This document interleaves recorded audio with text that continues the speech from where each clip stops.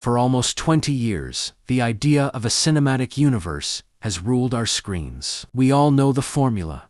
By now, heroes, villains, crossovers, and a grand finale that brings everything together. And of course, the Marvel Cinematic Universe stands at the very top, the king of the modern franchise. But what people don't talk about is the cinematic universe that never got a chance, the one that died before it even learned how to walk, the one that, if done right, could have changed everything. This is the story of the Forgotten Universe, a universe made not of superheroes, but of monsters. Not the monsters hiding under your bed, not the ones lurking in your nightmares, but the ones who built Hollywood, the original legends, the ones whose shadows shaped the very idea of fear. Dracula, Frankenstein, the Wolfman, the Invisible Man. Back in the early days of cinema, these monsters weren't villains. They were icons. They were the first true stars of the big screen. People didn't just watch them, they worshipped them. And decades later,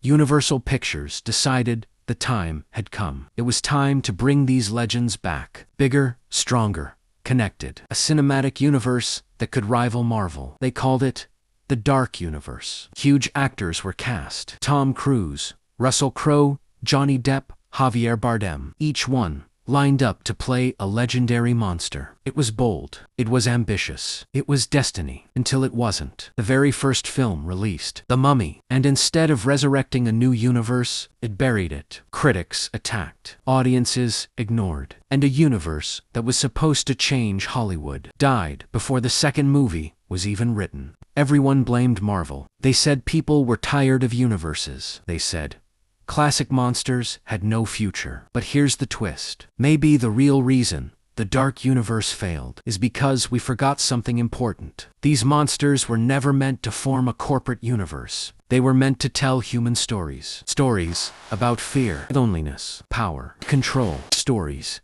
that reflect the darkest corners of our hearts. Dracula wasn't just a vampire.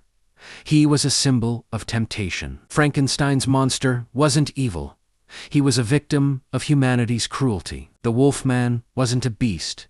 He was a prisoner of his own nature. And somewhere in the rush to create a billion-dollar franchise, Hollywood forgot the soul of these characters. That is why the Dark Universe failed. Not because superheroes were too strong. Not because the world had moved on. But because the universe tried to copy something that was never meant to be copied. And here's the irony. The world didn't reject the Dark Universe. The world still loves monsters. Look at Godzilla. Look at Kong. The Monsterverse is thriving because it tells its own story, not Marvel's. So maybe